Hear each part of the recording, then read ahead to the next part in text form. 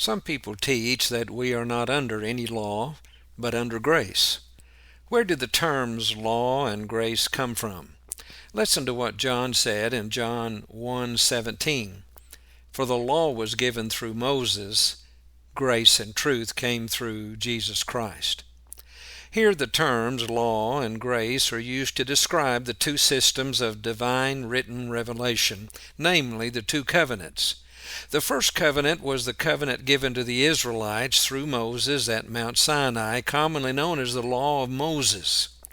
The second was a universal covenant for all mankind that was issued from Jesus Christ and was ratified by his death, Matthew 26:28.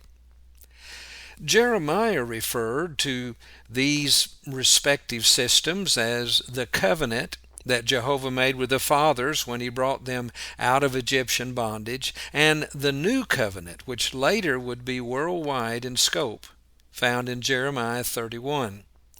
The writer of the book of Hebrews referred to these laws simply as the first and the second, Hebrews 8 verse 7, or in Hebrews 8:13, the old and the new.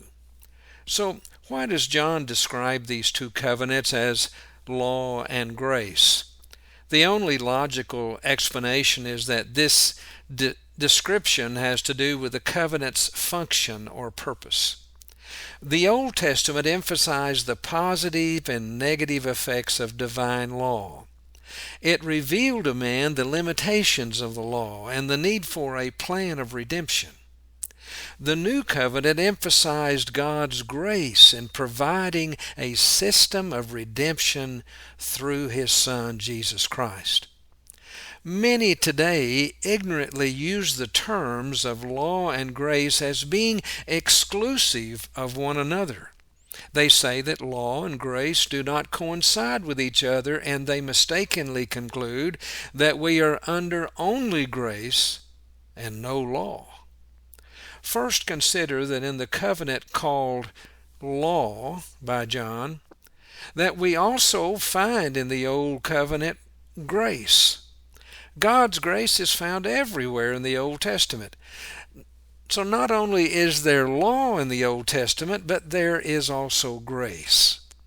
This is also true when we look at the New Covenant, that it is described as grace, but there is also law mentioned many times.